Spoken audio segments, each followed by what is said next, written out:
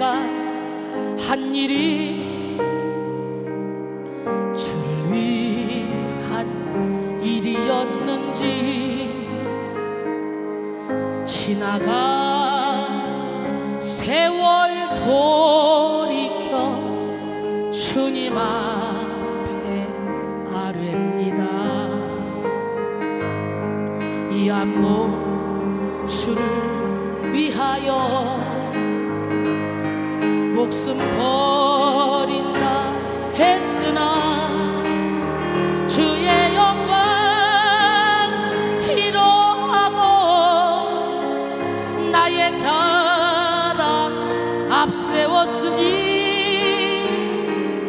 내가 간 이 길이 주를 위한 것보다 예수 이름을 파는 가론 유다와 같습니다. 한평생 주를 위하여 변함없이 살겠다던 베드로 같은 믿음이 내게도 있었습니다. 그러나 지금 내 맘속에 교만만 허영만 있고 주님 지신 십자가는 짐이 된다 벗었습니다. 내가 간 이 길이 주를 위한 것보다 율법을 앞세우는 바리새인과 같습니다. 오늘도 복음을 들고 쉼없이 다녔지만 성령의 불같은 인도 믿음 없이 전했습니다. 두 손을 들고 육신의 곤고함 더하여 복음의 사명 약해지니 아버지여 연약한 저 어찌하면 좋으리까. 내가 간 이 길이 영광의 길이라며 바울과 같은 믿음을 내게도 허락하소서. 마태복음 7장 15절로 27절 말씀 함께 보겠습니다. 거짓 선자들을 삼가라. 양의 옷을 입고 너에게 나오나 속에는 노략질하는 일이라. 그들의 열매로 그들을 알지니 가시나무에서 포도를 또는 엉겅퀴에서 무화과를 따겠느냐. 이와 같이 좋은 나무마다 아름다운 열매를 맺고 못된 나무가 나쁜 열매를 맺나니 좋은 나무가 나쁜 열매를 맺을 수 없고 못된 나무가 아름다운 열매를 맺을 수 없느니라. 아름다운 열매를 맺지 아니하는 나무마다 찍혀 불에 던져지느니라. 이러므로 그들의 열매로 그들을 알리라. 나더러 주여 주여 하는 자마다 다 천국에 들어갈 것이 아니요 다만 하늘에 계신 내 아버지의 뜻대로 행하는 자라야 들어가리라. 그날에 많은 사람이 나더러 이르되 주여 주여 우리가 주의 이름으로 선자 노릇하며 주의 이름으로 귀신을 쫓아내며 주의 이름으로 많은 권능을 행하지 아니하였나이까 하리니 그때 내가 그들에게 밝히 말하되 내가 너희를 도무지 알지 못하니 불법을 행하는 자들아 내게서 떠나가라 하리라. 그러므로 누구든지 나의 이 말을 듣고 행하는 자는 그 집을 반석 위에 지은 지혜로운 사람 같으리니 비가 내리고 창수가 나고 바람이 불어 그 집에 부딪히되 무너지지 아니하나니 이는 추추를 반석 위에 놓은 까닭이요 나의 이 말을 듣고 행하지 아니하는 자는 그 집을 모래 위에 지은 어리석은 사람 같으리니 비가 내리고 창수가 나고 바람이 불어 그 집에 부딪힘에 무너져 그 무너짐이 심하니라. 할렐루야. 오늘은 영적 전쟁과 사탄의 계략, 세 번째 시간, 거짓으로 미혹하는 사탄의 계략이라는 제목으로 은혜를 나누길 원합니다. 우리는 하루에 수도 없이 많은 거짓말을 하고 삽니다. 내가 거짓말 하는지 조차도 모르고 거짓말을 하고 살아요. 습관적으로. 하얀 거짓말이든 빨간 거짓말이든 까만 거짓말이든 이건 다 하나님이 기뻐하는 것이 아니고 어둠으로부터 오는 것입니다. 오늘 시간에 거짓으로 미혹하는 이 사탄의 계략을 예수 이름으로 물리치시고 기적의 하나님, 능력의 하나님, 살아계신 하나님을 주인으로 모셔셔서 여러분 진실된 자, 신실한 자가 되기를 원합니다. 나 무엇과도 주님을 바꿀 수 없다는 고백이 여러분 영혼 깊은 곳에서부터 터져 나와야 됩니다. 함께 찬양합니다.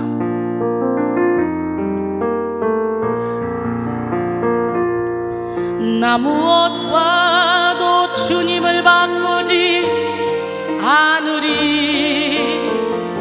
다른 어떤 은혜 구하지 않으리. 오직 주님만이 내 삶의 도움이시니 주의 얼굴 보기 원합니다.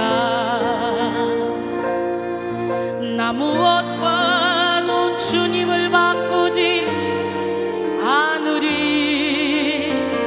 다른 어떤 은혜 구하지 않으리. 오직 주님만이 내 삶의 도움이시니 주의 얼굴 보기 원합니다. 주님 사랑해요.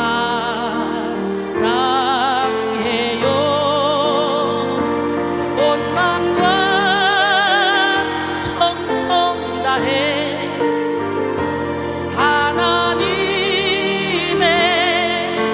신실한 친구 되기 원합니다. 진실하게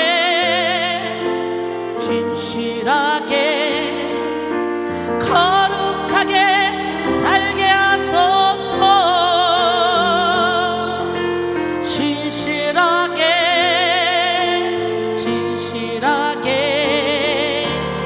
거룩하게 살게 하소서.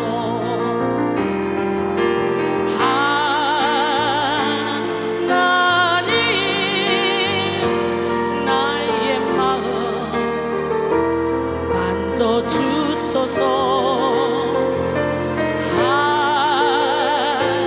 하나님 나의 영혼 새롭게 하소서.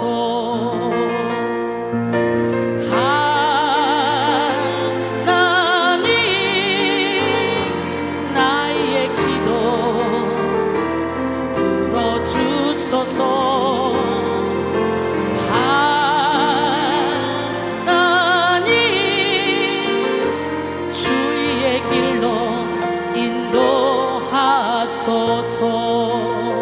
진실하게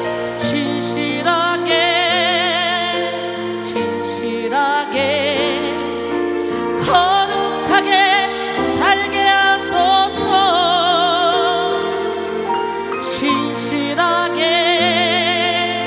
진실하게 거룩하게 살게 하소서.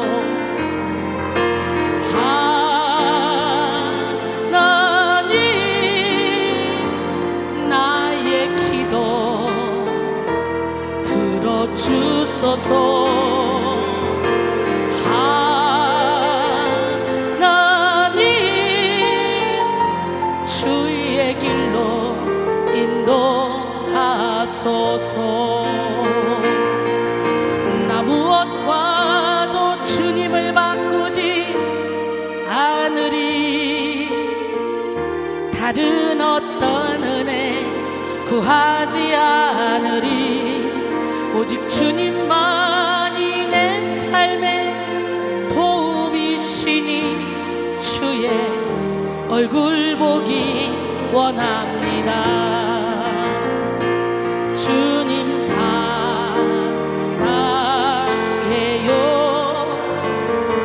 온 마음과 정성 다해 하나님의 신실한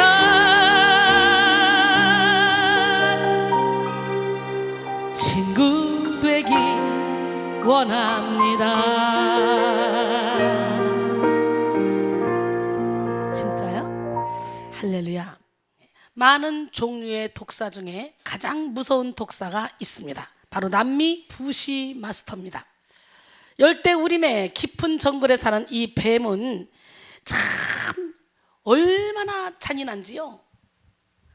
상상할 수 없이 잔인합니다. 조용한 죽음을 가져온다라는 뜻의 이름을 가진 이 뱀에게 물리면 10분 내로 무조건 죽는다는 거예요. 그런데 남미 부시마스터는 그런 잔인함과는 다르게 매우 아름답다는 거예요. 숲속에서 이 뱀을 보면 어떤 동물이든지 가까이 하고 싶은 충동이 생길 정도, 너무너무 아름다워서 가까이 가면 무엇이든 다 죽는다는 거예요. 그렇습니다. 사탄은 우리에게 아름다워 보이고 좋아 보이고 괜찮아 보이는 것들로 미혹합니다. 아담과 하와가 범죄하기 직전에 사단의 미혹을 받고 선악과를 보니까 전에는 관심도 없었던 선악과가 웬일입니까? 갑자기 보암직도 하고 먹음직도 하고 지혜롭게 할 만큼 탐스럽기도 한 거예요. 그러니까 자기도 따먹고 아내가 남편에게도 주잖아요. 그 남편이 묻지도 않고 먹잖아요. 여러분, 이렇게 아름답게 우리를 미혹해오는 그 모든 것 뒤에는 반드시 이 사탄의 잔인한 계략이 있음을 깨달아야 돼. 그러게 우리는 함정에 빠지지 말아야 돼. 이렇게 사람들은 보이스 피싱일 거야. 이 머리로는 아는데요, 막상 전화를 받아봐요. 그러면 끊지 못해요. 왜? 내 자식인데, 내 아내인데, 내 남편인데, 내 가족인데, 내 부모인데, 목소리 분명히 들었는데. 그러니까 이 목소리를 어떻게 그렇게 조작을 해서 만드는지 참 기가 막힙니다. 이 과학 문명이 엄청나게 발달했어요. 보이스피싱 사기 전화, 이거는 여러 가지 유형으로 사람들을 현혹하는데, 이에 대한민국 행정안전부는 보이스피싱이 어떻게 사람들을 현혹하는지에 대해서 블로그에 올렸습니다. 보이스피싱 범죄는 여러 가지 유형이 있는데요, 예를 들어 금융지원 명목 사기 전화는 이렇습니다. 고객님, 1,000만 원 대출 받으시고 지정 계좌에 송금하시면 대출 기록을 삭제해 드릴게요. 그리고 4,600만 원까지 대출해 드립니다.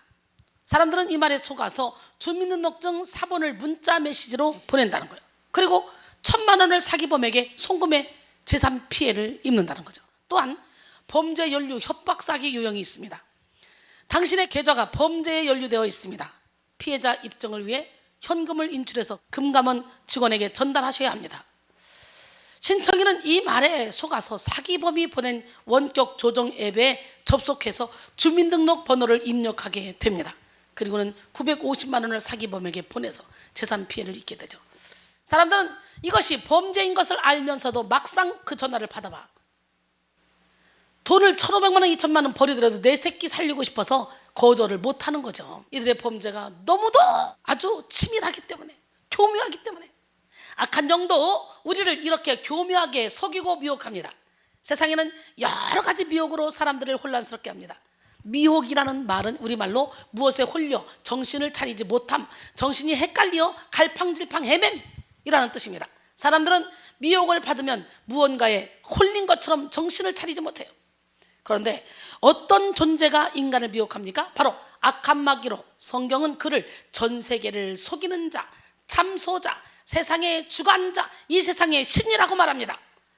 이들은 하나님이 가장 사랑하는 자들을 미혹하여 영원한 멸망에 이르게 하는 자들입니다. 토마스 멘토는 만약 당신이 조금이라도 사탄에게 굴복한다면 사탄은 당신의 양심을 마비시킬 때까지 당신을 계속 미혹할 것이다 라고 말했고요.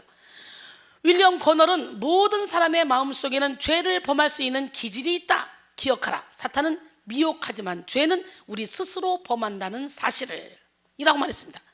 토마스 왓슨은 사탄은 하나님의 자녀가 은혜 가운데 있기 때문에 그를 미혹한다. 그가 은혜를 소유하고 있지 않다면 사탄도 그를 괴롭히지 않을 것이다. 미혹을 받는 것은 괴로운 일이지만 미혹을 받는 이유를 생각해 보면 위로가 될 것이다 라고 말했어요. 여러분, 요한복음 15장 18절로 19절, 세상이 너희를 미워하면 너희보다 먼저 나를 미워한 줄 알라.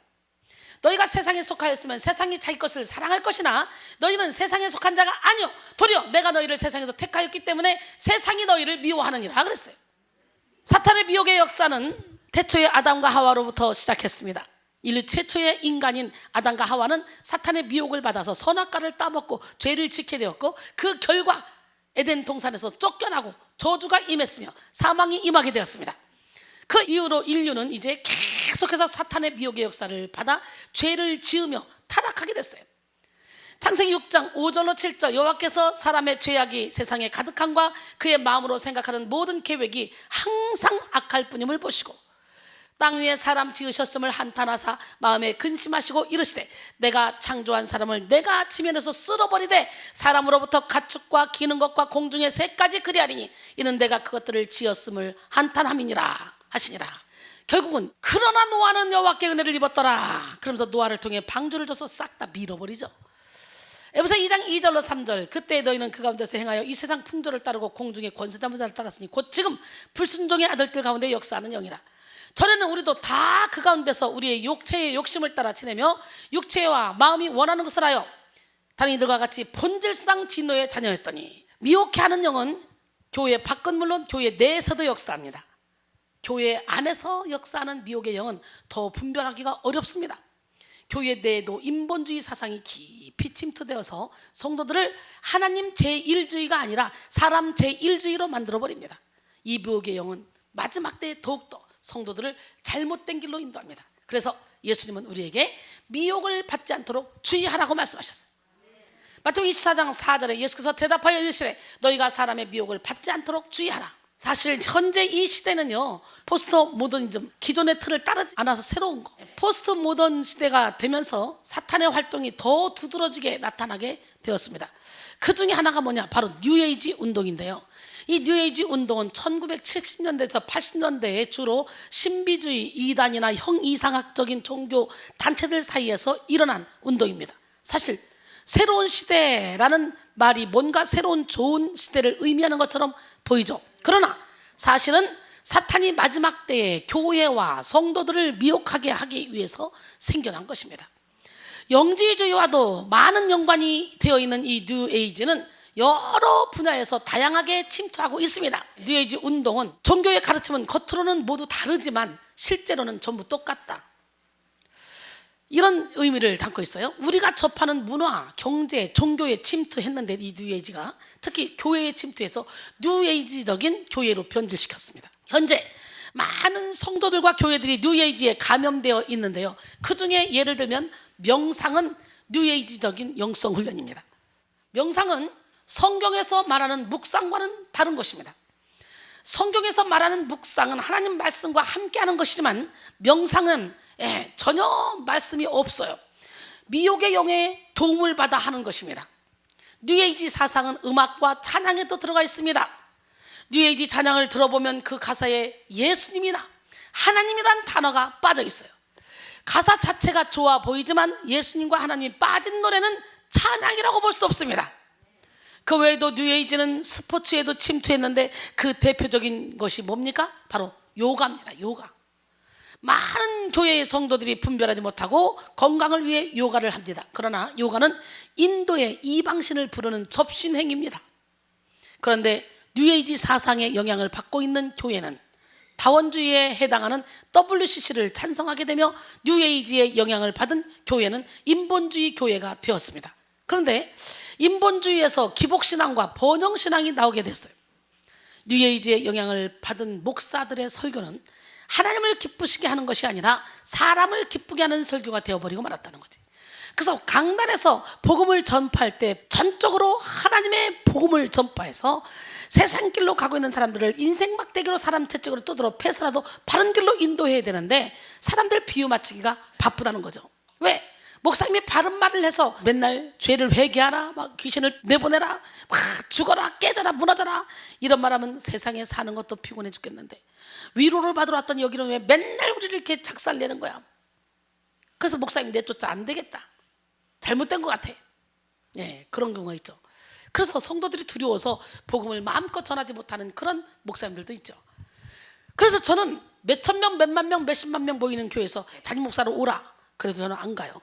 제가 처음부터 땅을 파서 거기다가 기둥을 박고 거기서 하나님께서 보내주신 영혼 하나하나를 가감없이 인생 막대기로 하나님이 기뻐하는 영혼으로 변화시키는 그 일을 하기 위해서 저는 제가 일굽니다. 우리 하나님은 멋쟁이 하나님이요. 갈라디아서 1장 10절에 이제 내가 사람들에게 좋게 하랴 하나님께 좋게 하랴 사람들에게 기쁨을 구하랴? 내가 지금까지 사람들의 기쁨을 구하였다면 그리스도의 종이 아니니라 그랬어요. 사도행전 4장 18절로 20절 보니까 베드로와 요한이 복음을 전하다가 잡혔어요. 그들을 불러 경고하여 도무지 예수의 이름으로 말하지도 말고 가르치지도 말라 하니 베드로와 요한이 대답하여 이르되 하나님 앞에서 너희의 말을 듣는 것이 하나님의 말씀을 듣는 것보다 옳은가 판단하라. 우리는 보고 들은 것을 말하지 아니할 수 없다. 잡았다가 사람들의 눈치가 있어서 내보내긴 내보내야 되겠는데 예수 이름으로 아무것도 하지 말라고 그러면서 내보내는데도 끝까지 나는 말하지 않을 수 없다고 말하죠. 멋있지 않습니까? 존 파이퍼 목사는 자신이 운영 중인 하나님을 향한 갈망 블로그에 여러분을 향한 10가지 전략이라는 제목의 칼럼을 게재했습니다. 다음은 파이퍼 목사가 소개한 사탄의 전략 10가지입니다. 악한 영은 거짓말쟁이며 거짓의 아비다. 요한복음 8장 44절에 너희는 너희 아비 마귀에게서 났으니 너희 아비의 욕심대로 너희도 행하고자 하느니라. 그는 처음부터 살인한 자요 진리가 그 속에 없으므로 진리에 서지 못하고 거짓을 말할 때마다 제 것으로 말하느니 이는 그가 거짓말쟁이요 거짓의 아비가 되었습니다. 두 번째, 믿는 자들의 마음을 가리운다. 오늘 여러분 우리는 마음을 활짝 열고 주님을 모셔드려야 돼요. 이 세상의 신은 믿지 않는 자들의 마음을 다 가리우고 그리스도의 영광의 복음의 빛을 보지 못하게 한다. 그는 거짓을 말할 뿐만 아니라 참된 것을 숨긴다. 그는 사람들이 복음의 귀함을 보지 못하게 한다 라고 했어요. 고린도서 4장 4절에 그 중에 이 세상 신이 믿지 아니하는 자들의 마음을 혼미하게 하여 그리스도의 영광의 복음의 광채가 비치지 못하게 함이니 그리스도는 하나님의 형상이니라. 근데요, 믿는 자들이나 믿지 않는 자들이나 마음을 닫게 만드는 게 이 사단의 계략이야. 믿는다고 입술로 떠들었다고 해서 다 믿는 게 아니라는 거야. 마음을 활짝 여시기 바랍니다. 볼자다, 내가 문 밖에 서서 문을 두드리더니 누구든지 내 음성을 듣고 문을 열면 내가 그에게로 들어가 그와 더불어 먹고 그는 나와 더불어 먹으리라 했어요. 할렐루야. 계시록 3장 20절 말씀이에요. 마음을 활짝 엽시다. 세 번째, 빛과 의로움의 옷으로 자신을 가장한다. 아까 그 뱀처럼 이렇게 가장하는 거예요. 아름다운 옷을 입고. 고린도서 11장 13절로 15절, 그런 사람들은 거짓 사도요 속이는 일꾼이니 자기를 그리스도의 사도로 가장하는 자들이니라. 이것은 이상한 일이 아니니라. 사탄도 자기를 광명의 천사로 가장하나니 그러므로 사탄의 일꾼들도 자기를 의의 일꾼으로 가장하는 것이 또한 대단한 일이 아니니라. 그들의 마지막은 그 행위대로 되리라 그랬어요. 네 번째는 기적을 행하기도 한다. 여러분, 기적을 행한다고 다 하나님으로부터 온 것이 아닙니다. 열매가 없으면 그 기적은 어둠으로부터 오는 거예요. 오늘 우리는 열매 맺는 삶을 살아야 돼. 사탄도 얼마든지 기적을 일으킬 수 있어요. 왜냐하면 천사장 루시퍼는 하나님의 오른팔이었잖아. 그렇기 때문에 하나님 흉내를 다 낼 수 있다는 거지. 천국과 지옥으로 가는 거 그것만 못하지 나머지는 흉내는 내 흉내. 그러게 우리는 주 안에서 능력을 행해야 돼. 데살로니가 후서 2장 9절로 12절에 악한 자의 나타남은 사탄의 활동을 따라 모든 능력과 표적과 거짓 기적과 불의의 모든 속임으로 멸망하는 자들에게 있으리니 이는 그들이 진리의 사랑을 받지 아니하여 구원함을 받지 못함이라. 이러므로 하나님이 미혹의 역사를 그들에게 보내사 거짓 것을 믿게 하심은 진리를 믿지 않고 불의를 좋아하는 모든 자들로 하여금 심판을 받게 하려 하심이라 그랬어요. 다섯 번째, 사람들을 유혹해서 죄를 지게 합니다. 고린도서 11장 3절에 뱀이 그 간계로 하와를 미혹한 것 같이 너희 마음이 그리스도를 향하는 진실함과 깨끗함에서 떠나 부패할까 두려워하노라 그랬어요.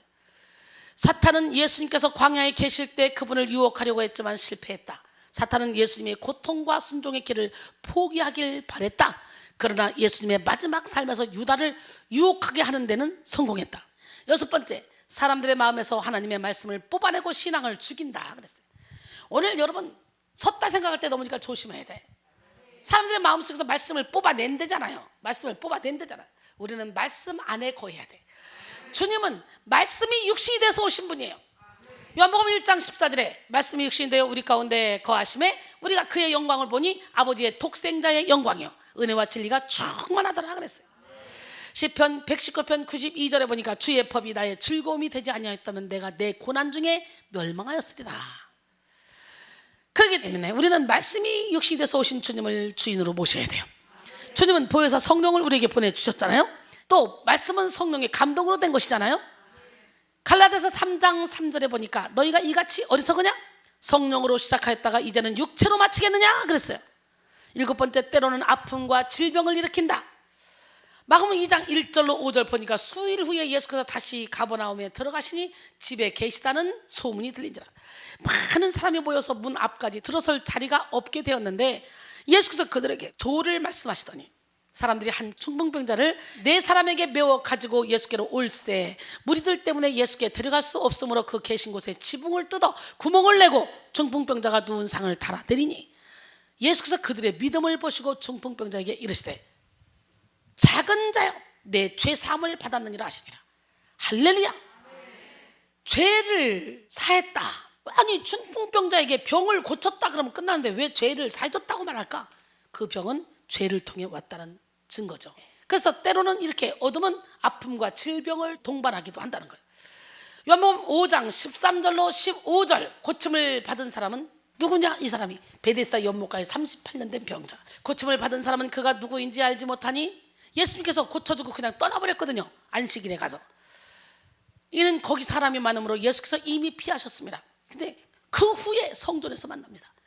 예수께서 성전에서 그 사람을 만나 이르시되 보라 내가 나았으니 더 심한 것이 생기지 않게 다시는 죄를 범하지 말라 하시니 그 사람이 유대인들에게 가서 자기를 고치니는 예수라 하니다. 할렐루야. 그 다음엔 살인자이다. 사탄마귀는 살인자입니다. 요한일서 3장 12절에 가인같이 하지 말라. 그는 악한 자에게 속하여 그 아우를 죽였으니 어떤 이유로 죽였냐? 자기 행위는 악하고 그의 아우의 행위는 의로움이라.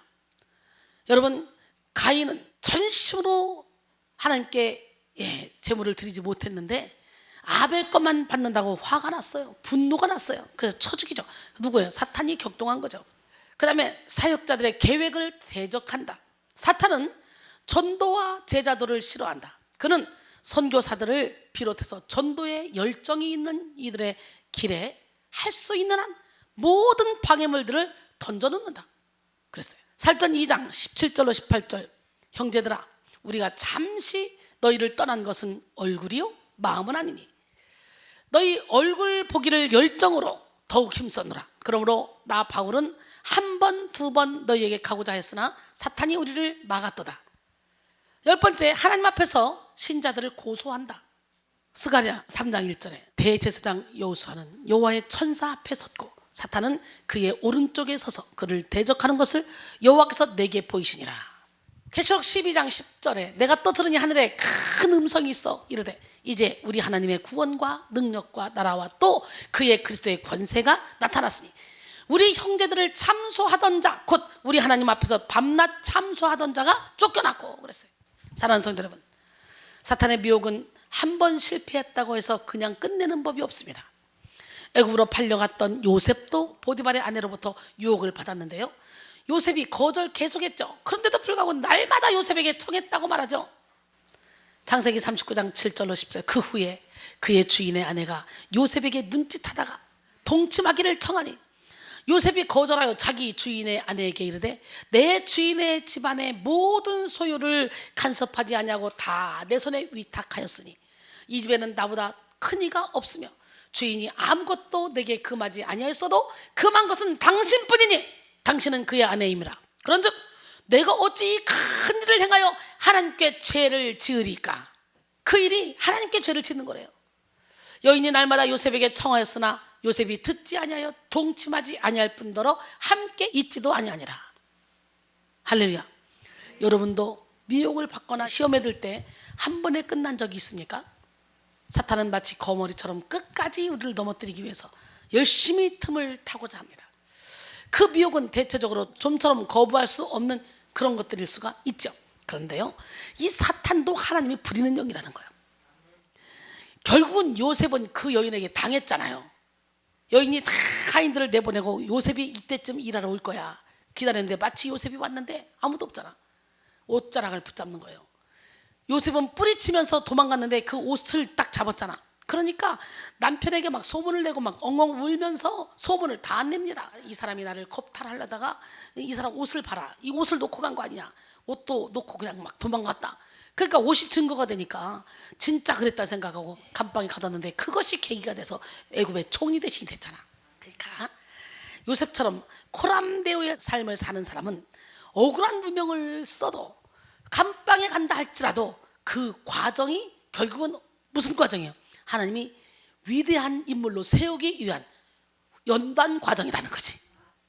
이순이 봐, 단 하루만 편하게 살다 죽었으면 좋겠다. 영적 전쟁이 그렇게 심했지만 이게 웬일입니까? 그 전쟁으로 인해 고통은 스러웠지만 그 전쟁 때문에 간절한 마음으로 예배당에 발을 디디는 순간 하나님의 음성을 들었고, 그때부터 나의 이론이 깨졌고, 그리고 기도하던 중에 하나님께서 영적인 세계를 활짝 열어주셔서 이렇게 전 세계 지도를 쫙 펴면 이 끝에서 이 끝까지 다 갔다 왔더라고. 그런 역사를 일으키셨어. 하나님은 멋쟁이 하나님이, 기적의 하나님. 그 영적인 고난을 통해 다 두 손 두 발 다 들었잖아. 그러다 보니까 인생이 왜 이렇게 행복한지, 인생이 왜 이렇게 기쁜지. 내가 맨날 그럽니다. 나보다 더 행복한 사람 있으면 나와봐. 저는요, 사역하기 전 우리 아들이 25살이니까 그때부터 미친 듯이 기도하기 시작해서 그때부터 지금까지 제 입에서 나오는 말은 나보다 행복한 사람 있으면 나와봐, 이겁니다. 여러분 그렇게 살고 싶지 않아요? 이솝 우화 중에 파리와 좀나비 이야기가 있습니다. 어떤 창고에 꿀이 흥건하게 흘러져 있었습니다. 이 꿀 냄새를 맡고 파리들이 몰려와서 핥아먹기 시작했어요. 그런데 꿀맛이 얼마나 좋던지 파리들은 떠날 줄을 몰랐어요. 그러다가 그만 날개에 꿀이 묻게 되었습니다. 날개에 꿀이 묻으면 날 수 있어요, 못해요? 예, 날지 못해요. 그래서 거기서 헤어나올 수가 없는 거예요. 이 모습을 본 좀나비는 훨훨 날면서 파리를 비웃었습니다. 그러다가 해가 졌어요. 한 농부가 밤이 되어 등불을 켰더니 좀나비들이 모여들기 시작했습니다. 그런데 좀나비들은 등불 가까이 좀 더 밝은 곳으로 모여들다가 뜨거운 열기에 계속해서 타 죽었어. 여러분은 어때요? 꿀 먹느라고, 아니면 밝은 빛 가운데 간다고 가다가 타 죽고, 무거워서 못 날아서 잡혀 죽고. 파리가 무거워서 못 날아면 그냥 잡혀 죽는 거지 뭐. 우리 삶에도 나를 평생 행복하게 해줄 것 같은 꿀과 등불과 같은 것들이 있지는 않습니까? 이 시간 예배를 통해 영적 분별력을 받으셔서 어떤 것이 하나님이 기뻐하시는 것인지, 어떤 것이 사탄의 미혹인지 깨닫는 우리 모두가 되기를 소원합니다. 미혹의 영은 포기하지 않고 끊임없이 이 시대에 하나님의 사람들을 미혹합니다. 그렇다면 미혹하는 사탄의 계략에 속지 않기 위해 우리는 어떻게 해야 될까요? 첫 번째, 그리스도인의 정체성을 바로 세워야 됩니다. 정체성의 정체란 참된 본디의 형체 또는 본심의 모양을 뜻합니다. 그래서 정체성이란 환경이나 사정이 변해도 변하지 않는 독립적인 존재의 개성을 뜻한다고 할 수 있습니다. 정체성이 분명하다는 것은요, 내가 누구인지 안다는 것입니다. 자기 정체성이 분명한 사람은 행복한 삶을 살 수 있습니다. 그래서 실존주의 철학자들은 내가 누구인가에 대한 답을 찾기 위해서 많은 연구를 했습니다. 그 결과 그들은 인간의 정체성에 대해서 세 가지 결론을 내렸어요. 첫째, 인간은 죄책으로 근심하는 존재이며, 둘째, 허무와 무의미의 존재로서 어디에서 와서 왜 살며 어디로 가는지 알지 못해 허망하게 살다가 허무하게 사라지는 존재이고, 셋째, 인간이란 죽음과 무의, 절망을 품은 자이므로 절망적인 존재라고 말했어요. 이야, 얼마나 슬픈 정체성이야. 여러분의 정체성은 뭡니까? 여러분의 정체성은 하나님의 자녀예요? 여러분, 정체성은 중요합니다. 정체성은 내가 누구인가 하는 것이기 때문에 행동하는 그 마음의 중심에는 정체성이 있습니다. 정체성에서 가치관이 생기고 행동이 나옵니다. 현대인들은 나는 누구인가? 나는 왜 이 세상에 존재하는가? 라는 정체성에 대한 질문에 해답을 찾지 못하고 곤란을 겪는 자들이 많이 있습니다. 또한 이런 질문 자체가 골치 아파서 아예 이런 생각을 뒤로 한 채 현실에 집중하며 살기도 하죠. 그러나 정체성이 확실하지 못한 사람은 반드시 그 내면의 어딘가 허전함, 공허함을 메꿀 수 없기 때문에 불안과 혼돈 속에 살 수밖에 없습니다. 마돈나는 미국의 가수로 대중음악 역사상 가장 성공한 여성 아티스트입니다. 역대 가수 음반 판매량 1위, 지금까지 1위이며 지금까지 사랑받고 있는 가수인데요, 그런 그녀가 세계적인 잡지인 보그의 인터뷰에서 다음과 같이 고백했다고 합니다. 내 삶의 원동력은 이도 저도 아닌 어중간하게 되는 것에 대한 두려움에서 나옵니다. 그게 항상 나를 끌고 갑니다. 내가 거기에 사로잡혀서 계속 노력하다 보면 특별한 사람이 된 것을 보게 되지만, 또 다른 일을 이어나가지 않으면 나는 여전히 어중간하고 맹숭맹숭한 사람이라고 느낍니다. 왜냐하면 비록 내가 무언가 중요한 사람이 되었다고 해도 나는 내가 여전히 중요한 사람임을 또다시 보여주어야 하기 때문에 그렇습니다. 내 고민은 절대로 끝난 적이 없었고 내 생각에 앞으로도 그럴 것 같습니다 라고 했어요. 여러분, 전교에서 1등하는 학생은 그 1등 자리를 지키기 위해서 계속적으로 쉴 틈도 없이 항상 편안함을 누릴 수도 없이 혼신을 다하죠. 참으로 안타깝지 않습니까? 여러분의 정체성은 무엇입니까? 우리는 그리스도인이라는 정체성을 갖고 있어야 돼. 요한복음 1장 12절로 13절 영접하는 자, 곧 그 이름을 믿는 자들에게는 하나님의 자녀가 되는 권세를 주셨으니 이는 혈통으로나 육정으로나 사람의 뜻으로 나지 아니하고 오직 하나님께로부터 난 자들이니라. 베드로전서 2장 9절로 10절 보니까 그러나 너희는 택하신 족속이요 왕같은 제사장들이요 거룩한 나라요 그의 소유가 된 백성이니 이는 너희를 어두운 데서 불러내어 그의 기이한 빛에 들어가게 하시니 이의 아름다운 덕을 선포하게 하려 하심이라. 너희가 전에는 백성이 아니더니 이제는 하나님의 백성이요 전에는 긍휼을 얻지 못하였더니 이제는 긍휼을 얻은 자니라. 이전 것은 지나갔으니 보라 새 것이 되었다. 고린도서 5장 17절에 우리는 새 것이 되었다 그랬어요. 새로운 피조물답게 살아야 돼요. 로마서 8장 15절로 18절 너희는 다시 무서워하는 종의 영을 받지 아니하고 양자의 영을 받았으므로 우리가 아빠 아버지라 부르짖느니라. 성령이 친히 우리의 영과 더불어 우리가 하나님의 자녀인 것을 증언하시나니 자녀이면 또한 상속자 곧 하나님의 상속자요 그리스도와 함께한 상속자니 우리가 그와 함께 영광을 받기 위하여 고난도 함께 받아야 할 것이니라. 생각하건대 현재의 고난은 장차 우리에게 나타날 영광과 비교할 수 없도다 그랬어요. 그런데 교회에 다닌다고 해서 모두가 그리스도인은 아닙니다. 전혀 믿음 없이 성전 뜰만 밟는 사람들도 많이 있습니다. 우리는 성전 뜰만 밟는 삶을 살아서는 안 돼요. 교회를 다녀도 예수를 주인으로 삼지 못하고 내 멋대로 사는 사람, 그런 사람을 우리는 그리스도인이라고 말할 수가 없습니다. 로마서 8장 9절에 만일 너희 속에 하나님의 영이 거하시면 너희가 육신에 있지 않고 영에 있나니 누구든지 그리스도의 영이 없으면 그리스도의 사람이 아니라 그랬어요. 우리는 하나님의 영의 인도함을 받아야 돼. 오늘 이 시간에 성령의 충만함을 받기 위하여 은혜의 강가로, 저 십자가의 강가로 가서 우리의 모든 죄악을 다 씻어버리고 생수로 깨끗이 씻어버리고 영혼육의 질병을 고침받는 시간이 되기를 원합니다. 아멘. 내 주의 은혜 강가로 저 십자가의 강가로 내 주의 사랑 있는 곳 내 주의 강가로 내 주의 은혜 강가로 저 십자가의 강가로 내 주의 사랑 있는 곳 내 주의 강가로 가란 나의 영혼을 생수로 가득 채우소서. 피곤한 내 영혼 위에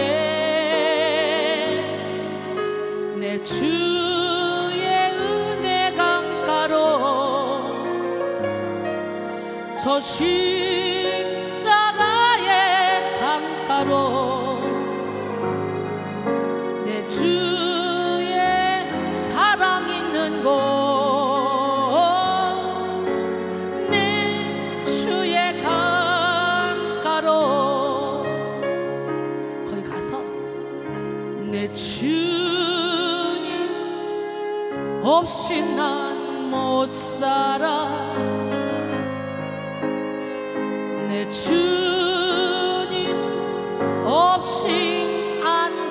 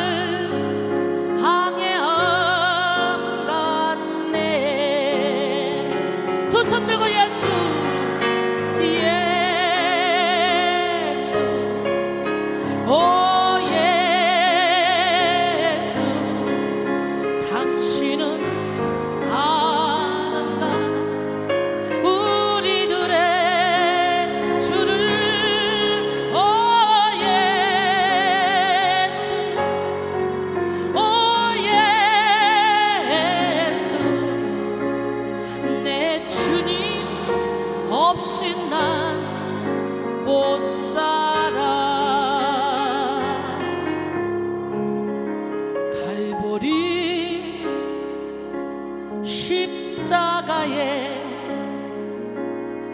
주님을 바라볼 때 하나님 크신 사랑 너무나 고마워라. 예수님의 십자가 이제는 나도 지고 이 생명 다 바쳐서 주님을 따르리라. 우리에게 믿음과 소망을 주시며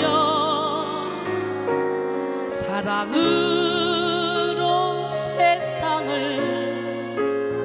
이기게 하셨네. 예수님의 십자가 이제는 나도 지고 이 생명 다 바쳐서 주님을 따르리라. 우리의 모든 간구 응답해 주시며 기도의 은혜로서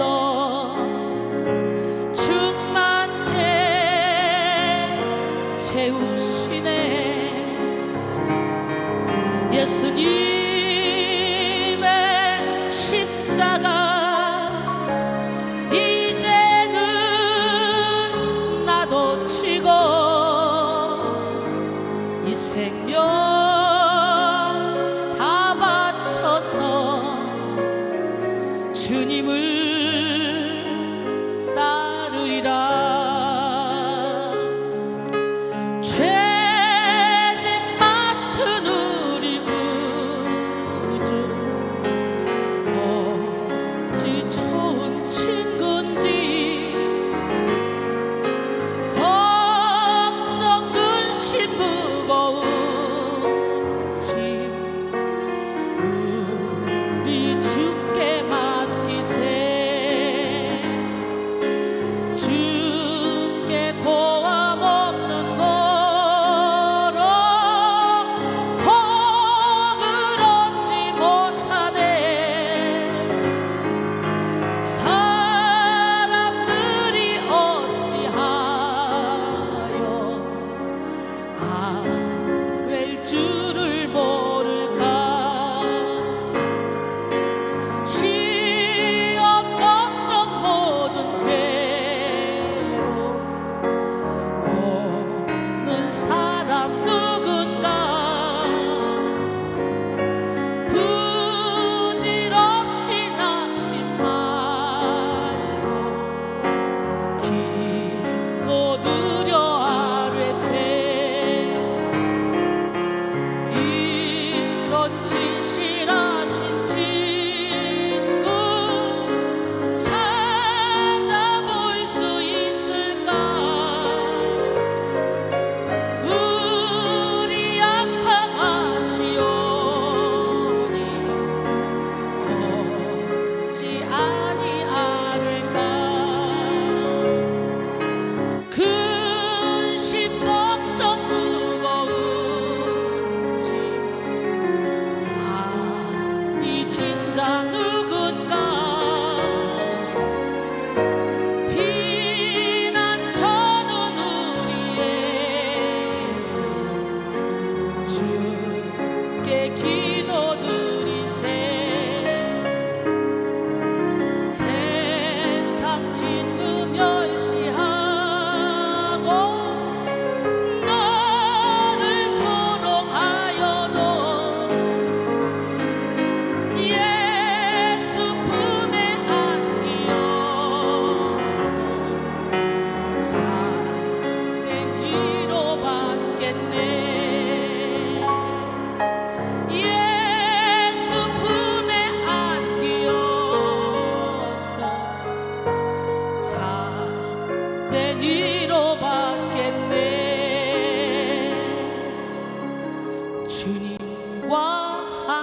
함께하는 이 고요한 시간, 주님의 보좌 앞에 내 마음을 쏟네. 모든 것 아시는 주님께 감출 것 없네. 내 맘과 정성 다해 주 바라나이다. 나 염려하잖아도 내 쓸 것 아시니. 나 오직 주의 얼굴 구하게 하소서. 다 이해할 수 없을 때라도 감사하며 날마다 순종하며 주 따르오리다. 온 마음 다해 사랑합니다. 온 마음 다해 주 알기 원하네. 내 모든 삶 당신 것이니 주만 섬기리. 온 마음 다해 죄짓 맡은 우리 구주 어찌 좋은 친구인지. 걱정 근심 무거운지 우리 주께 맡기세.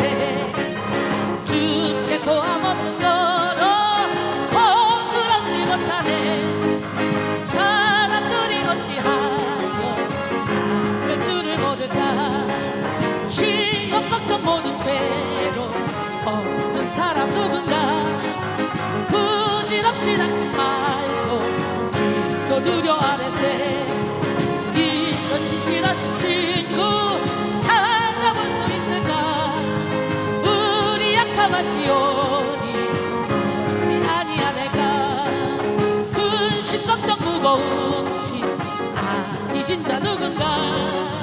비난처는 우리 예수 주께 기도드리세. 세상 친구 멸시하고 나를 조롱하여도 예수 품에 안기어서 장대 뒤로 받겠네. 사람을 보며 세상을 볼 때 만족함이 없었네. 나의 하나님 그분을 볼 때 나는 만족하였네. 저기 빛나는 태양을 보라.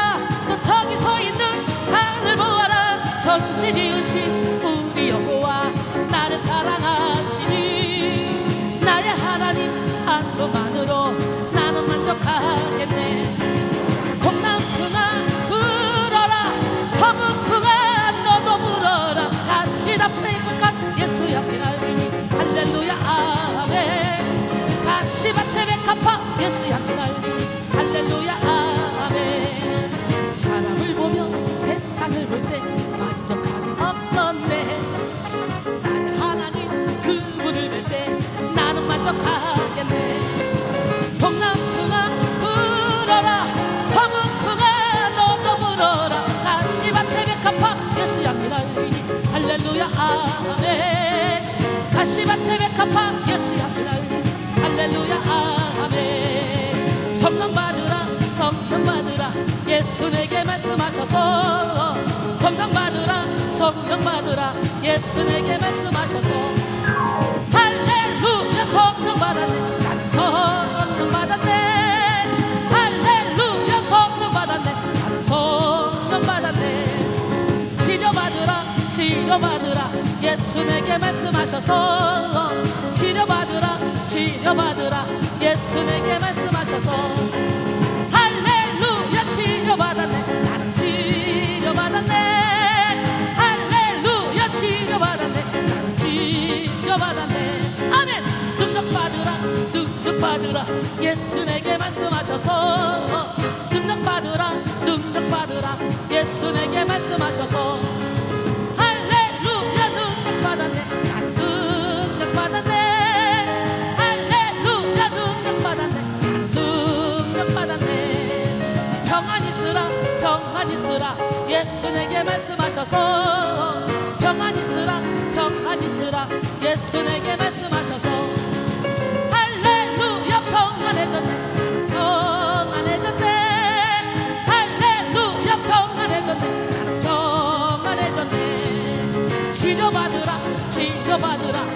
예수 내게 말씀하셔서 치료받으라 치료받으라 예수 내게 말씀하셔서 할렐루야 치료받았네 나는 치료받았네 할렐루야 치료받았네 나는 치료받았네 아름다운 이야기가 있네 구세주의 사랑 이야기 영광스러운 천국 떠난 사람 나와 같은 죄인 구하려 주님의 그 사랑은 정말 놀랍네 놀랍네 놀랍네 오 주님의 그 사랑은 정말 놀랍네 나를 향한 그 사랑 주 앞에서 조용히 두 눈 감고 내 모습 보니 내 안에 자랑할 것 아무것도 없네 고난의 터널을 지난 후에야 그 사랑 알게 되었네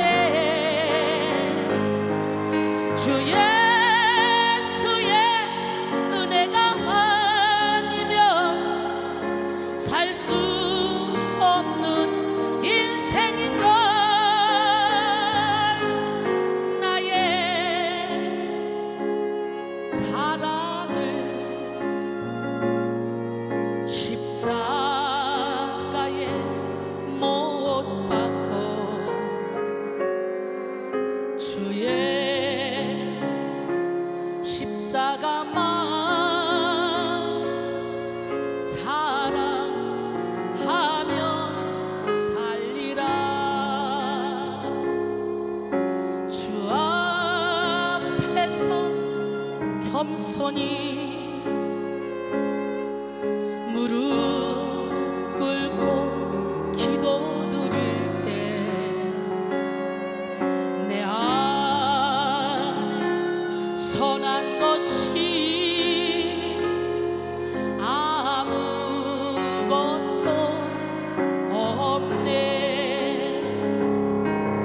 고난의 터널을 지난 후에야 그 사랑 알게 되었네 주 예수로 옷 입지 아니하면 주와 나의 모습인걸 나의 추함을 십자가에 못 박고 주의 십자가만 자랑하며 살리라 주의 이름만 찬양하며 아멘이십니까? 살리라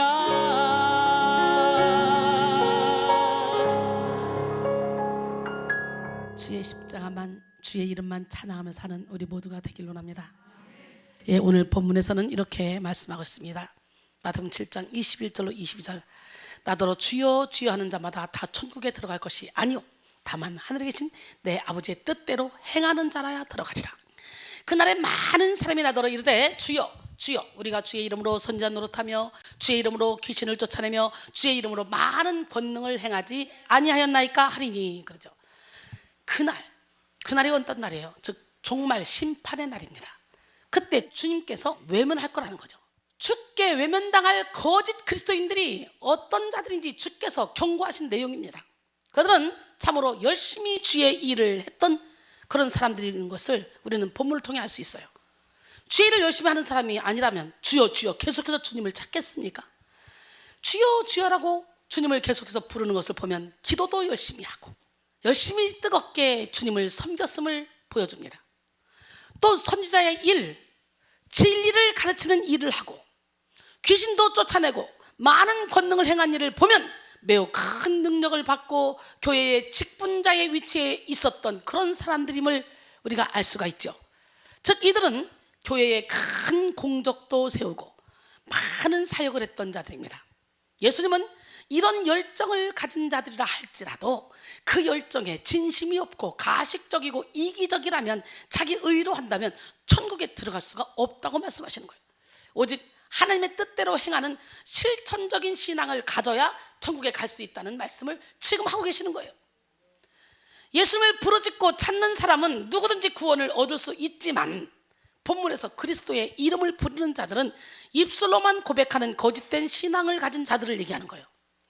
오늘날 너무도 많은 사람들이요, 입술로만 마음으로 믿어 의에 이르고 입으로 시인하여 구원에 이르는데, 진짜 믿어야 되는데 믿음의 행함이 따르게 돼 있는데요, 입술로만 믿는 사람이 많다는 거예요. 또한 오늘 본문 22절에는 주의 이름을 3번이나 반복했는데요, 이것은 예수님의 이름을 악용한 자들이 많았음을 암시해 주죠. 고대 사회에서는 왕의 이름으로 명령하면 그 명령은 왕이 직접 한 것과 같은 효력을 지녔습니다. 따라서 예수의 이름으로 무엇인가 했다면 그것은 예수의 힘을 빌려 행한 것이므로 모든 영광은 예수님께 돌려야 함이 마땅합니다. 하지만 본문의 거짓 추종자들은 말씀에 대한 실천 없이 예수의 이름만 빌리고 모든 영광은 자신들이 가로챈 그런 싹군 목자와 같습니다. 오늘 본문 마태복음 7장 23절에 그때 내가 그들에게 밝히 말하되 내가 너희를 도무지 알지 못하니 불법을 행하는 자들아 내게서 떠나가라 하리라. 주님은 그들에게 내가 너희를 도무지 알지 못한다라고 말씀하셨어요. 번역하면 일찍이 한 번도 그러한 적이 없는 이런 뜻을 갖고 있습니다. 즉 예수께서 주의 이름을 많이 사용하고 사람들이 놀랄 만한 큰 권능을 행했다 할지라도 이전에 단 한 번도 그를 알았던 적이 없었다고 단호하게 말씀하시는 거예요. 여러분들 교회에서 열심히 충성하고 봉사하고 헌신했는데 주님이 여러분을 나는 널 몰라 말씀하신다면 여러분은 어떨 것 같습니까? 공적이 불타 없어지지 않도록 여러분의 의로 하지 마시고 모든 영광 하나님께 올려드리기 원합니다. 먹든지 마시든지 무엇을 하든지 하나님께 영광을 올려드리는 지혜로운 성도가 되기를 원합니다. 이렇게 나는 단 한 번도 너희들을 알았던 적이 없어. 이는 한때 신랑을 맞이하는 영예로운 신분을 가졌으나 신랑에 의하여 내가 너희를 알지 못하노라 라는 책망을 듣고 문 밖에 남겨진 기름 준비하지 못한 어리석은 5 처녀와 동일한 그런 비참한 상황 아닙니까? 오늘 본문은요, 하나님의 일꾼으로 여겨지던 자에게 주어지는 질책이라 그 심각성이 아주 큽니다. 이처럼 그리스도인의 정체성을 갖고 있지 않은 자들의 신앙이 얼마나 헛된 것인지 우리는 알 수 있어요. 마태복음 25장 1절로 12절 그때 천국은 마치 등을 들고 신랑을 맞으러 나간 10 처녀와 같다 하리니 그 중에 5은 미련하고 5은 슬기 있는 자라. 여러분 등을 가졌지만 등 안에 기름은 들어가 있겠죠? 미련한 자들은 등을 가지되 기름을 가지지 않아요. 그러니까 어떻게 해요? 등만 딱 들고 가면 얼마든지 막 갈 수가 있죠. 그런데 슬기 있는 자들은 그릇에 기름을 담아가지고 등과 함께 가져갔어. 그럼 어떻게 돼? 이게 흘릴까봐 조심스러우니까 빨리 가지 못하겠죠. 그죠? 등만 가는 것이 아니라 등에도 가득 채우고 따로 여분을 준비해서 가죠. 그러니까 불편해. 가져갔는데요, 신랑이 더디 오는 거예요. 그러니까 다 졸고 잡니다. 밤중에 소리가 납니다. 보라, 신랑이로다, 맞으러 나오라 하매 이에 그 처녀들이 다 일어나서 등을 준비하는데 어떡합니까? 미련한 자들이 등불이 꺼져가고 있어요. 맞이할 수가 없을 것 같아. 슬기는 자들에게 말합니다. 우리 등불이 꺼져가니 너희 기름을 좀 나눠줘 하거늘 슬기 있는 자들이 대답하여 이르되 우리와 너희가 쓰기에 다 부족할까 하느니 차라리 파는 자들에 가서 빨리 너희 쓸 것을 사와. 그게 낫지 않겠니? 그래서 그들이 사러 간 사이에 신랑이 왔어요. 준비했던 자들은 함께 혼인잔치에 들어갔고 문은 탁 닫힙니다. 그 후에 남은 처녀들이 와서 이르되 주여 주여 우리에게 열어주소서. 대답하여 이르되 진실로 너에게 이르노니 내가 너희를 알지 못하노라 하였느니라. 우리는 주님을 맞이하기 위해서 날마다 기름을 준비해야 돼요. 여러분이 참 그리스도인이라면 사탄의 미혹에 금방 넘어가지 않을 것입니다. 오늘 내가 정말 예수님을 주인으로 삼았는지 그리스도인의 정체성을 바로 갖고 있는지 살펴보시기 바랍니다. 고린도서 13장 5절에 너희는 믿음 안에 있는가 너희 자신을 시험하고 너희 자신을 확증하라. 예수 그리스도께서 너희 안에 계신 줄을 너희가 스스로 알지 못하느냐 그랬어요. 그렇지 않으면 너희는 버림받은 자라 그랬어요. 두 번째, 미혹을 분별할 수 있는 영적 능력이 있어야 됩니다. 어느 다이아몬드 전문가가 암스테르담에서 대량의 다이아몬드를 구입하게 됐습니다. 그의 친구는 옆에 서서 그가 고르는 것을 보고 있었어요. 친구는 크기를 분별하는 것 외에 어떻게 진주를 가려내는지를 알지 못했습니다. 그는 친구의 손에 다이아몬드 반지가 끼워져 있는 것을 보았어요. 친구가 다이아몬드를 고를 때마다 먼저 손가락에 있는 그 다이아몬드를 본 후에야 고르는 것이었어요. 얼마 후 그는 한참 동안 손가락에 있는 다이아몬드를 주시하고 나서 골라야 할 다이아몬드를 보았습니다. 나중에 다이아몬드 전문가는 그의 친구에게 내 손에 있는 다이아몬드는 가장 순수한 것일세. 만약 자주 그것을 보지 않는다면 눈은 쉽게 분별력을 잃어버리게 되지. 그래서 이 순수한 다이아몬드를 본 후에 다른 것을 고를 때 정확하다네. 이 가장 순수한 다이아몬드는 나의 눈에 분별력과 결단력을 준다네 라고 설명해 주었습니다. 이 세대는 여러 가지로 분별이 어려운 세대예요. 그래서 롤모델을 찾기 힘들어서 변화되고 싶어도 변화가 안 된다. 많은 사람들이 그러잖아요. 특별히 영적인 것은 더욱더 그렇습니다. 여러분, 영적인 분별력을 다 받길 원합니다. 지식의 말씀, 지혜의 말씀, 믿음의 은사, 능력 행함의 은사, 병 고치는 은사, 예언함의 은사, 영들 분별함의 은사, 각종 방언 말함의 은사, 방언들 통역함의 은사, 사랑이라 화평 인내 자비양선 충성은유 절제의 은사, 이 은사가 여러분에게 맺혀지길 원합니다. 영분별을 가집시다. 마태복음 24장 24절에 거짓 그리스도들과 거짓 선자들이 일어나 큰 표적과 기사를 보여 할 수만 있으면 택하신 자들도 미혹하리라 그랬어요. 영적인 문제에서 속이는 자들을 성경에서 거짓 선자로 부릅니다. 왜 사람들은 영적인 부분에서 거짓 선자들에게 잘 속는 것일까요? 그 이유는 사람들이 영적인 문제에 대부분 어둡고 영적인 것을 잘 모르기 때문입니다. 영적인 것은 영적으로만 분별할 수 있어요. 여기에 눈을 열읍시다. 예수님을 믿은 그 순간부터요, 성도의 영혼은요 다시 거듭나고 깨어납니다. 육적인 삶에만 치중했다면 예수님으로 하여금 그 영혼이 다른 차원의 삶을 시작하는 것이죠. 그래서 영적인 차원의 삶이 승리하기 위해 영적인 영역을 잘 읽어나가야 하는데 그렇지 못한 성도들이 참 많죠. 오늘 본문 마태복음 7장 15절로 16절, 거짓 선자들을 삼가라. 양의 옷을 입고 너희에게 나오나 속에는 누략질하는 일이라. 그들의 열매로 그들을 알지니 가시나무에서 포도를 또는 엉겅퀴에서 무화과를 따겠느냐 그랬어요. 오늘 본문에서 주님은 거짓 선자들을 삼갈 것을 경고하시면서 그들이 어떤 자들인지 설명해 주셨습니다. 여기서 삼가라는 원어로 멋모로부터 마음을 돌리라, 멋모를 경계하라 라는 뜻을 가집니다. 그리스도인들은 거짓 선자들로부터 과감히 돌이키며 경계해야 합니다. 거짓 선자들은 참 선지자를 흉내내는 자들로 겉으로는 구분하기가 어려워요. 우리는 그들의 열매를 보고 참 선지자와 거짓 선자를 분별할 수 있어야 됩니다. 그들은 양의 옷을 입고 우리에게 다가오지만 그 속에는 노략질하는 이리의 본성을 가진 자들입니다. 그들이 양의 옷을 입었다고 하신 말씀은 그리스도의 일꾼으로 가장한 것을 의미합니다. 옷을 입었다는 뜻은 탈을 썼다는 뜻입니다. 소아시아 지방에서는 이리가 실제로 양의 탈을 쓰고 양떼 가운데 들어가 양 새끼들을 잡아먹는 일이 있다고 합니다. 이런 일은 이상한 일이 아니라고 말씀하죠. 고린도서 11장 13절로 15절. 그런 사람들은 거짓 사도요 속이는 일꾼이니 자기를 그리스도의 사도로 가장하는 자들이라. 이것은 이상한 일이 아니니라. 사탄도 자기를 광명의 천사로 가장하나니 그러므로 사탄의 일꾼들도 자기를 의의 일꾼으로 가장하는 것이 또한 대단한 일이 아니니라. 그들의 마지막은 그 행위대로 되리라 그랬어요. 거짓 선자들의 정체는 노략질하는 일이라고 하셨는데, 노략질하다, 이거의 할파조란 말은 훔친다, 강탈하다, 빼앗아간다 라는 뜻으로 그들은 결국 양들의 생명을 빼앗아간다는 뜻입니다. 그래서 우리는 아무리 큰 능력을 행하는 선지자라 할지라도 거짓인지 가짜인지 분별할 수가 있어야 돼요. 그래서 구약과 신약을 모두 통틀어서 성경에서 거짓 선자에 대한 내용이 많이 등장합니다. 그 말은 곧 오랫동안 거짓 선자들이 많이 존재했다는 그런 증거가 되는 거죠. 베드로서 2장 1절 보니까 그러나 백성 가운데 또한 거짓 선자들이 일어났었나니 이와 같이 너희 중에도 거짓 선생들이 있으리라. 그들은 멸망하게 할 이단을 가만히 끌어들여 자기들이 사신 주를 부인하고 임박한 멸망을 스스로 취하는 자들이라 그랬어요. 에레미야 14장 14절 여호와께서 내게 이르시되 선지자들이 내 이름으로 거짓 예언을 하도다.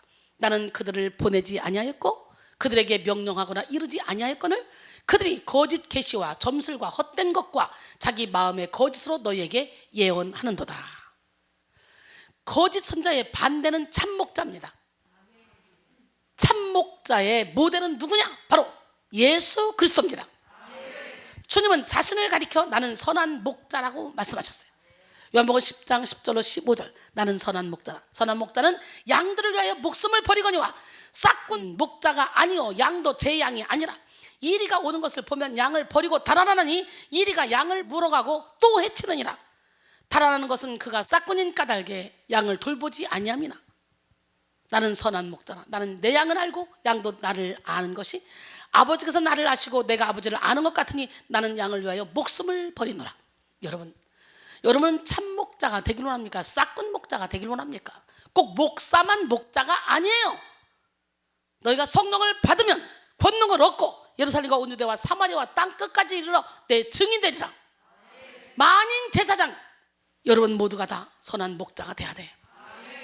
저는 이 영적인 비밀을 깨닫고 나서 나의 시간, 물질, 노력, 나의 생명까지도 바쳐서 설교 이 시간이 마지막이다 그런 마음으로 설교하고 내려갈 때 발바닥이 아프고 살얼음판 걷듯이 걸어가면 삐틀삐틀 사람들이 없어 붙잡아줘야 할 정도로 영력을 쏟고 체력을 쏟고 그리고 살았어요. 참목자는 본인 스스로는 빨리 하나님께 가서 편하게 쉬는 게 좋지만 많은 사람을 주님께로 인도하고 가야 되기 때문에 그 사명이 있기 때문에 하나님이 데려가셔도 감사하고 여기서 놔두셔도 감사하고 사나 죽으나 나는 주님의 것이고 주님의 일을 하기 위해서 살아가고 있습니다. 그리고 참목자는요 양무리를 절대로 버리지 않습니다. 스가랴 11장 17절에 화 있을진저 양떼를 버린 못된 목자여 칼이 그의 팔과 오른쪽 눈에 내리리니 그의 팔이 아주 마르고 그의 오른쪽 눈이 아주 멀어버릴 것이라 하신지라 그랬어요. 또한 참목자는 양들의 본이 됩니다. 베드로전서 5장 3절로 4절 맡은 자들에게 주장하는 자세를 하지 말고 양무리의 본이 되라. 그리하면 목자장이 나타나실 때에 시들지 아니하는 영광의 관을 얻으리라. 우리 양무리의 본이 됩시다. 오늘 영적 분별력이 없다면 하나님께 기도하여 분별력을 구하십시오. 그리고 이 마지막 때에 거짓 선자들에게 미혹을 받지 않는 우리 모두가 되기를 소원합니다.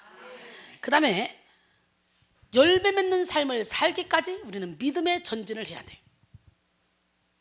맥스 루케이도의 믿음의 경주라는 글입니다. 하나님이 당신을 위하신다. 경주하는 당신을 하나님이 응원하고 계신다. 결승선 너머를 보라. 하나님이 당신의 발걸음 하나하나 박수를 보내고 계신다. 너무 지쳐서 더 못 걷겠는가? 그분이 데려가시리라. 너무 실망스러워 싸울 힘이 나질 않는가? 그분이 일으켜 세우시리라. 하나님은 당신 편이시다. 할렐루야. 시편 118편 6절로 7절 보니까 하나님은 내 편이시라. 내게 두려움이 없나니 사람이 내게 어찌할꼬. 나와 함께하는 자와 함께하고 나를 미워하는 자를 내가 보는 앞에서 보응해 주시리라. 할렐루야. 생명을 가진 존재는 반드시 성장해야만 합니다. 성장을 멈춘다는 것은 매우 끔찍한 일이에요.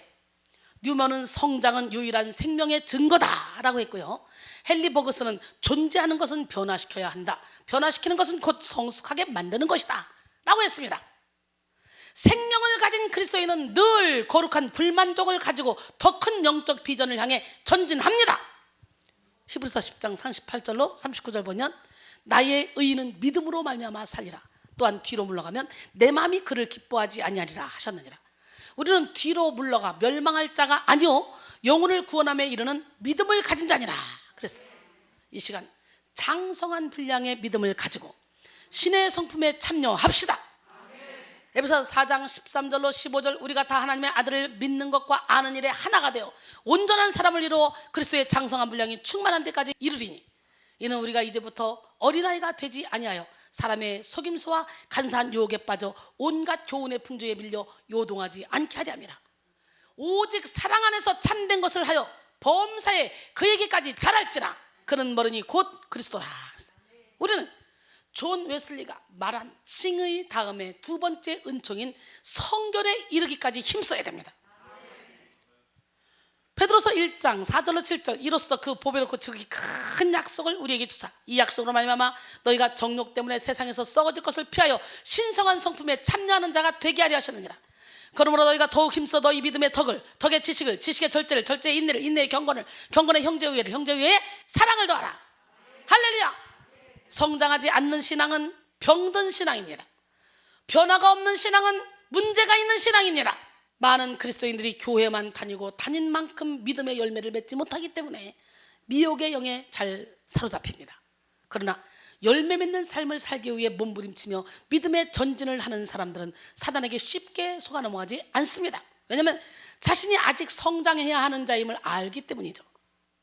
그래서 은혜를 받으면 받을수록 더 깊이 들어가게 되는데요. 오늘 이 시간에 우리 성령 충만함을 받아서 이 땅의 삶이 다가 아니라는 걸 깨달아서 이 땅에서도 천국을 누릴 수 있도록 예수님을 주인으로 모십시다. 자신의 부족함에 대해 인정하고 받아들이는 겸손이 있어야 우리는 성장할 수가 있어요. 자신의 연약함을 인정하지 않는 자에게는 더 이상의 발전이 있을 수가 없습니다. 겸손하다는 것은 스스로 부족한 것을 인정하는 것입니다. 사실 사람이라면 모두 허점을 가지고 있고 약점을 가지고 있습니다. 중요한 것은 그것을 인정하느냐 인정하지 못하느냐 이겁니다. 하나님은 연약함을 인정하는 자에게 은혜를 주시며 하나님을 끝까지 신뢰하는 자를 책임지십니다. 그래서 우리는 장성한 분량에 이르러 열매 맺기까지 늘 전진해야 됩니다. 그래서 오늘 본문에서는 열매의 법칙에 대해서 말씀하고 있는 거예요. 오늘 본문 마태복음 7장 17절로 18절 이와 같이 좋은 나무마다 아름다운 열매를 맺고 못된 나무가 나쁜 열매를 맺나니 좋은 나무가 나쁜 열매를 맺을 수 없고 못된 나무가 아름다운 열매를 맺을 수 없느니라 그랬어요. 여러분 나무는 본질이고 열매는 그 결과죠. 나무와 열매는 언제나 같아요. 사과나무가 포도를 열리게 할 수가 없어요. 좋은 나무가 당연히 좋은 열매를 맺게 되죠. 좋은 나무는 굳이 내가 좋은 열매를 맺어야 돼 애쓰지 않아도 저절로 좋은 열매를 맺습니다. 열매는 원어로 카르포스라고 하는데 이 단어가 비유적으로 쓰일 때는 영적, 심리적 영역에서의 결과나 유익을 뜻하는 경우가 많습니다. 빌립보 4장 17절에 내가 선물을 구함이 아니오 오직 너희에게 유익하도록 풍성한 열매를 구합니다. 하나님은 우리의 열매를 보십니다. 할렐루야. 바리새인들을 보십시오. 그들은 얼마나 선한 일을 하려고 노력을 했습니까? 그러나 결국은 외식주의자, 위선자가 되어 자신들을 구원하러 오신 예수님을 알아보지도 못하고 십자가에 못 박는 악한 자들이 되었어요. 그들은 본질이 나쁜 나무였기 때문이죠. 거짓 선지자도 좋은 열매를 맺을 수가 없어요. 나무 자체가 나쁜 나무이기 때문에, 못된 나무이기 때문에 나쁜 열매를 맺을 수밖에 없는 거예요. 그래서 저는 먼저 사람 되라, 먼저 인간이 되라. 그래서 이 잘못된 성품을 다 뜯어 고치는 일을 하는 거예요. 우리 주님의 빛이 우리 영혼 가운데 깊이 오면 주님이 못된 성품을 다 뜯어 고쳐주십니다. 그리고 주님의 성품으로 바꿔가십니다. 할렐루야. 거짓 선지자들은 가시나무요 엉겅퀴이기 때문에 절대로 포도 열매나 무화과를 맺을 수 없습니다. 누가복음 6장 43절로 45절 못된 열매 맺는 좋은 나무가 없고 또 좋은 열매 맺는 못된 나무가 없느니라. 나무는 각각 그 열매로 하나니 가시나무에서 무화과를 또는 찔레에서 포도를 따지 못하느니라. 선한 사람은 마음에 쌓은 선에서 선을 내고 악한 자는 그 쌓은 악에서 악을 내나니 이는 마음에 가득한 것을 입으로 말함이니라. 그러기에 우리는 속사람의 치료에 집중해서 내면을 아름답게 가꿔야 합니다. 고린도서 4장 16절에 그러므로 우리가 낙심하지 아니하느니 우리의 겉사람은 낡아지나 우리의 속사람은 날로 새로워지도다. 할렐루야. 어때요? 항상 기뻐하고 쉬지 말고 기도하며 범사에 감사하는 기적의 주인공이 되길 원합니다. 예, 겉사람은 나가잖아. 속사람은 날로 새로워져야 돼요. 예, 그렇다면 좋은 열매란 구체적으로 어떤 것들입니까? 세상 사람들이 판단하는 좋은 열매는 외적인 것입니다. 지위, 학력, 명성, 소유, 훈장 같은 거. 그러나 하나님이 요구하시는 열매는 차원이 달라요. 하나님이 요구하시는 열매는 거룩함에 이르는 열매. 로마서 6장 22절에 그러나 이제는 너희가 죄로부터 해방되고 하나님께 종이 되어 거룩함에 이르는 열매를 맺었으니 그 마지막은 영생이라. 하나님이 요구하시는 열매 두 번째, 빛의 열매. 에베소 5장 8절로 9절 전에는 너희가 어둠이더니 이제는 주 안에서 빛이라. 빛의 열매는 모든 착함과 의로움과 진실함에 있느니라. 세 번째 하나님이 요구하시는 열매는 성령의 열매. 갈라디아서 5장 22절로 23절 오직 성령의 열매는 사랑이라 화평이 있네 자비 양선 충성 온유 절제니 이 같은 것을 금지할 법이 없느니라 그랬어요.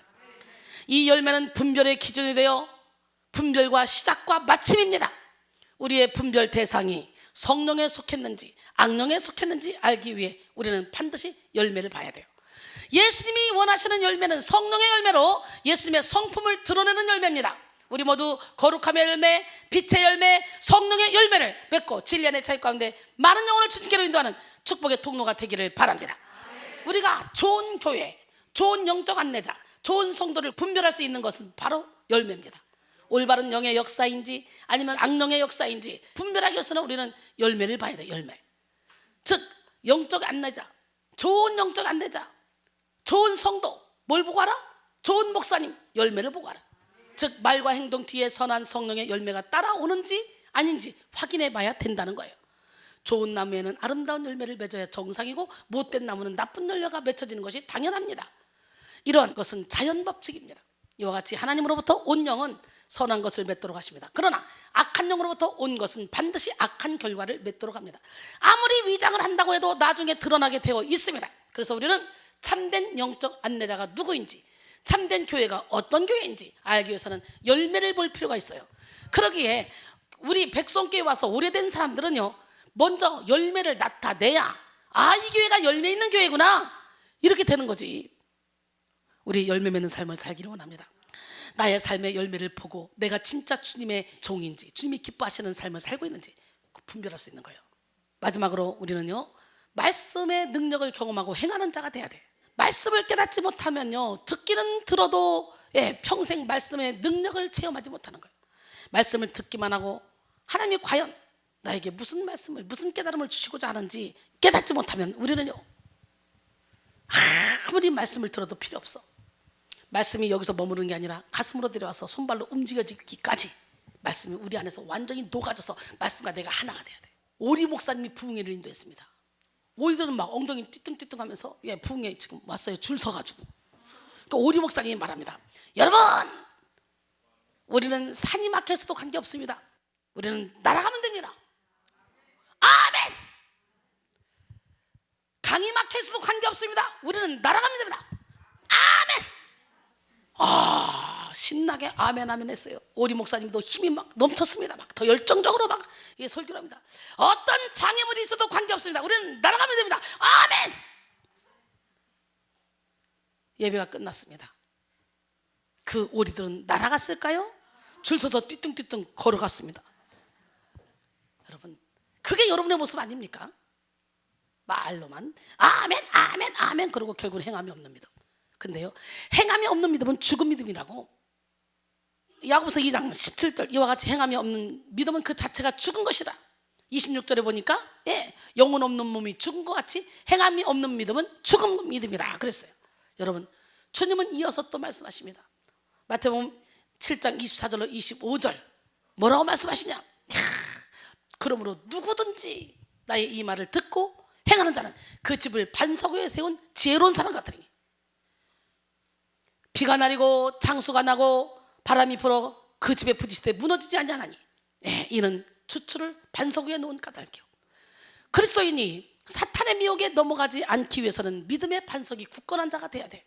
그러면 어떤 상황에도 흔들리지 않는 믿음이 견고한 자가 될 수가 있습니다.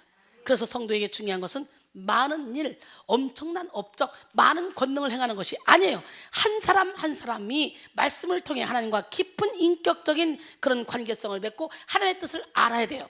그럴 때 주님의 뜻에 순종하는 반석 위에 세워진 사람이 되는 것입니다. 그러기 위해서는 말씀을 머리로만 하면 안 돼요. 듣기만 하면 안 돼요. 그 말씀을 레마의 말씀으로, 내 말씀으로, 나에게 주시는 말씀으로 체험해야 돼요. 말씀 속에 역사하시는 하나님을 경험할 때 기적과 치유와 변화를 경험하게 됩니다. 그리고 하나님의 은혜와 사랑을 경험하게 됩니다. 그런데 하나님의 말씀을 경험하기 위해서는요, 하나님의 말씀을 완전히 소화할 수가 있어야 돼요. 그러므로 우리는 매 순간 하나님의 깨달음의 은혜를 간구해야 됩니다. 내 틀에 갇힌 사람은 하나님의 말씀을 깨달을 수 없어요. 경험할 수도 없어요. 내가 가지고 있는 모든 생각의 틀을 깨야 돼요. 내 자아의 힘을 빼야 돼요. 그럴 때 하나님의 인도하심 속에 말씀을 깨달을 수가 있는 거예요.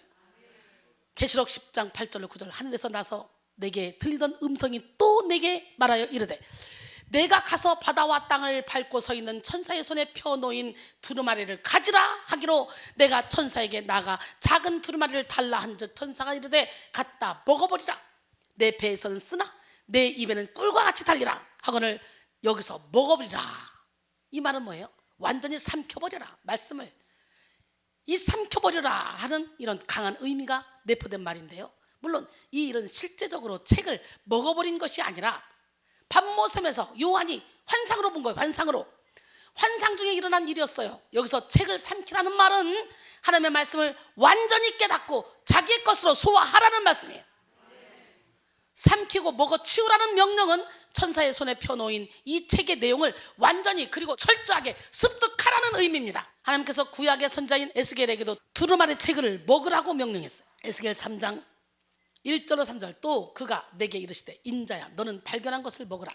너는 이 두루마리를 먹고 가서 이스라엘 족속에게 말하라 하시기로 내가 입을 벌리니 그가 그 두루마리를 내게 먹이시며 내게 이르시되 인자야 내가 내게 주는 이 두루마리를 내 배에 넣으며 내 창자에 채우라 하시기에 내가 먹으니 그것이 내 입에서 달기가 꿀 같더라.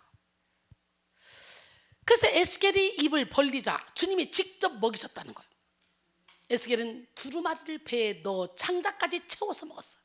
창자는 인간의 신체 내부를 대표하는 표현으로 단지 소화기관이나 내장 조직 정도의 의미가 아니라 히브리인들에게 감정과 인격의 좌소로 인식되는 것이었습니다. 그래서 창자까지 채우라는 말씀은 그의 감정과 인격, 내면을 모두 하나님의 말씀으로 채우라는 거예요. 그리고 채우라는 뜻은 말씀으로 충만해서 말씀에 완전히 사로잡히라는 뜻입니다. 말씀의 두루마리로 에스겔의 내면을 채우라는 명령은 말씀에 자신의 생각이나 가치관, 사상, 세상의 이론을 추가할 필요가 없다는 거예요. 그런데 그 말씀을 먹자 그 맛이 꿀 같았습니다. 시편 119편 103절, 주의 말씀의 맛이 내게 어찌 그리 단지요 내 입에 꿀보다 더 다니이다. 오늘 이 떨어지는 이 말씀이 꿀보다 더 달기를 원합니다. 하나님의 말씀을 삼키라는 말씀은 에스겔이나 요한과 같은 말씀 선포자에게만 해당되는 말씀이 아닙니다. 하나님을 예배하는 모든 자들에게 해당되는 말씀이에요. 우리 모두 말씀을 듣기만 하는 자가 아닌 그 말씀을 듣고 깨닫는 자가 돼야 될 줄 믿습니다. 그리고 하나님의 말씀이 나의 것이 돼야 돼요. 우리는 이 두루마리를 먹어야 돼요. 하나님의 말씀을 듣고도 깨닫지 못하면 하나님의 뜻을 알 수 없으며 하나님의 뜻대로 행할 수도 없습니다. 이 시간 말씀의 문이 활짝 열려 꿀 같은 말씀이 깨달아지길 원해요. 내 입에서는 다나 내 입에서는 쓰게 되리라. 요한은 그랬잖아요. 왜 써요? 말씀에 빛이 들어오니까 죄가 살아나는 거지. 나가려고. 디모데후서 3장 14절, 그러나 너는 배우고 확신한 일에 거하라. 너는 내가 누구에게서 배운 것을 알며 그랬어요. 오늘 우리는 말씀을 배우고 확신한 일에 거해야 될 줄 믿습니다. 물론 말씀을 경험하면 내 안에 어둠이 떠나가면서 영적 전쟁에 들어가게 돼요. 내 안에 덮여있던 회칠한 무덤이 제껴지면서 여러 가지 영적인 현상들을 경험하게 돼요. 내 안에 죄악을 발견하여 고통스러운 일도 경험하게 돼요. 하다못해 혈관 청소하는데도 독소가 몸 밖으로 나온대잖아. 명현현상. 그 죄악을 발견하는 과정은 마치 쓴 약을 먹는 것처럼 괴롭다는 거지. 내 입에서는 다나 내 배에서는 쓰게 되리라 그랬잖아. 그리고 그 죄악이 도려내어질 때 고통스럽습니다. 그러니까 사도 바울이 말씀의 빛을 받은 후에 죄는 살아나고 난 죽었다. 그리고는 아무리 자기가 원하는 것을 하려고 해도 내 안에 있는 죄가 내 맘대로 살지 못하게 만들더라는 거지.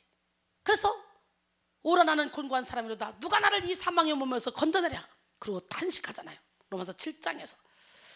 여러분, 말씀을 깨달아야, 말씀의 빛이 들어야 내가 얼마나 죄인인지 알아. 디모데전서 1장 15절에 미쁘다 모든 사람이 받을 만한 이 말이요, 그리스도 예수께서 죄인을 구원하시려고 세상에 임하셨다 해도다. 죄인 중에 내가 괴순이라. 사도 바울이 죄인 중에 내가 괴수래. 그러니까 날마다 죽을 수밖에 없는 거예요. 고린도전서 15장 31절에 나는 날마다 죽는 것을 자랑한다고 고백합니다. 우리도 날마다 죽읍시다. 예수님은 서기관들과 바리새인들에게 말씀하셨어요. 마태복음 23장 27절로 28절. 화 있을진저, 외식하는 서기관들과 바리새인들이요, 회칠한 무덤 같으니 겉으로는 아름답게 보이나 그 안에는 죽은 사람의 뼈와 모든 더러운 것이 가득하도다. 이와 같이 너희도 겉으로는 사람에게 옳게 보이되 안으로는 외식과 불법이 가득하도다 그랬어요. 우리는 말씀의 거울에 비추어 우리의 무의식 속에 있는 이 어둠의 영까지도 모두 다 몰아내야 됩니다.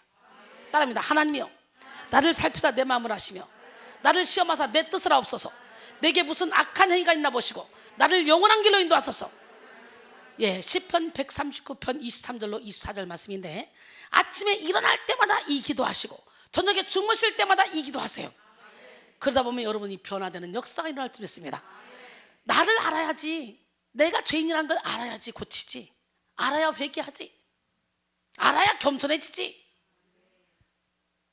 여러분, 그러나 양약은 입에 쓴 법이야. 몸에 이롭고 좋은 것은 써. 충고는 귀에 거슬리죠. 그러나 행동에 이로와요. 말씀이 깨달아지면 죄가 살아나서 영적 전쟁에 들어가야 되기 때문에 고통스러울 때도 있지만 우리의 영혼을 건강하게 합니다.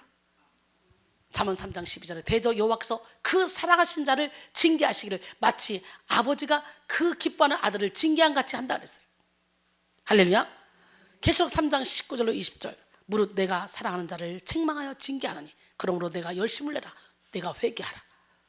볼저다 내가 문 밖에 서서 문을 두드리니 누구든지 내 음성을 듣고 문을 열면 내가 그에게로 들어가 그와 더불어 먹고 그는 나와 더불어 먹으리라 그랬어요. 그럴 때 우리는 말씀을 깨닫고 행하는 자가 될 수 있어요. 오늘 본문 마태복음 7장 26절로 27절. 나의 이 말을 듣고 행하지 아니하는 자는 그 집을 모래 위에 지은 어리석은 사람 같으리니 비가 내리고 창수가 나고 바람이 불어 그 집에 부딪힘에 무너져 그 무너짐이 심하니라 그랬어요. 오늘 본문은 하나님의 말씀을 듣고 행하지 않는 자는 어리석은 자와 같다고 말씀하는데, 이 어리석은 자란 하나님의 말씀을 들었으나 영적인 문제에는 관심이 없고 오히려 세속적인 가치관에 사로잡힘으로 인해 말씀을 무시해버리고 순종하지 않는 자들을 의미합니다. 이런 자들은 비가 내리고 창수가 나고 바람이 불 때 그 부딪힘이 심하게 됩니다. 그래서 무너짐으로 번역된 푸토시스는 넘어져 망한 상태를 의미합니다. 이는 말씀에 순종하지 않는 이들은 심판때에 산산이 부서져서 멸망하게 될 것을 나타낸 거예요. 결론적으로 오늘 우리는 영적 전쟁과 사탄의 계략 세 번째 시간, 거짓으로 미혹하는 사탄의 계략이라는 제목으로 은혜를 나눴습니다. 미혹의 영은 두루 다니며 삼킬 자를 찾으며 이 시대에 하나님의 사람들을 미혹합니다. 그렇다면 미혹하는 사단의 계략에 속지 않기 위해 우리는 어떻게 해야 될까? 첫 번째, 그리스도인의 정체성을 바로 세워야 합니다. 두 번째, 미혹을 분별할 수 있는 영적 능력이 있어야 됩니다. 세 번째, 열매 맺는 삶을 살기까지 믿음의 전진을 해야 됩니다. 네 번째, 말씀의 능력을 경험하고 행하는 자가 되어야 됩니다. 이 마지막 시대 미혹하는 영에 속지 않고 믿음을 끝까지 지켜서 하나님께 칭찬받는 여러분 모두가 되기를 주님의 이름으로 축원합니다. 그러기 위해서는 죽어야 됩니다. 우리 이제 가야 할 그 길은 천국 가기 위하여 가는 길, 나를 위해 죽으신 예수님 때문에 구원받기 위하여 가는 길, 날마다 죽어라 날마다 죽어라 죽어라, 나를 위해 죽으신 예수님 때문에 날마다 죽어라 죽어라. 우리 이제 가야 할 그 길은 은혜 받기 위하여 가는 길, 나를 위해 죽으신 예수님 때문에 십자가에 못 박고 가는 길, 날마다 전하라 날마다 전하라 전하라, 나를 구원하신 예수님 때문에 날마다 전하라 전하라. 우리 이제 가야 할 그 길은 진리를 위하여 가는 길, 나를 위해 죽으신 예수님 때문에 복음을 전하러 가는 길, 날마다 외쳐라 날마다 외쳐라 외쳐라, 나를 구원하신 예수님 때문에 날마다 외쳐라 외쳐라. 우리 이제 가야 할 그 길은 영혼들을 위하여 가는 길, 나를 위해 죽으신 예수님 때문에 생명을 위하여 가는 길, 나팔을 불어라 나팔을 불어라 불어라, 나를 구원하신 구원하신 예수님 때문에 나팔을 불어라 불어라. 우리 이제 가야 할 그 길은 천국 가기 위하여 가는 길. 나를 위해 죽으신 예수님 때문에 구원받기 위하여 가는 길. 날마다 죽어라 날마다 죽어라 죽어라. 나를 위해 죽으신 예수님 때문에 날마다 죽어라 죽어라. 날마다 전하라 날마다 전하라 전하라. 나를 구원하신 예수님 때문에 날마다 전하라 전하라. 지금껏 내가 살아온 일이 정말 주를 위한 일이었는지 한번 생각해 보시고 우리 함께 찬양하면서 회개하는 마음으로 기도하겠습니다.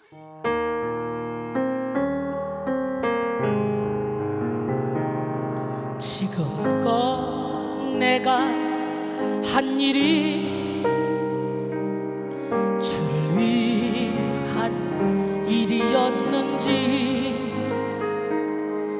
지나간 세월 돌이켜 주님 앞에 아뢰옵니다. 이 한 몸 주를 위하여 목숨 버린다 했으나 주의 영광 뒤로하고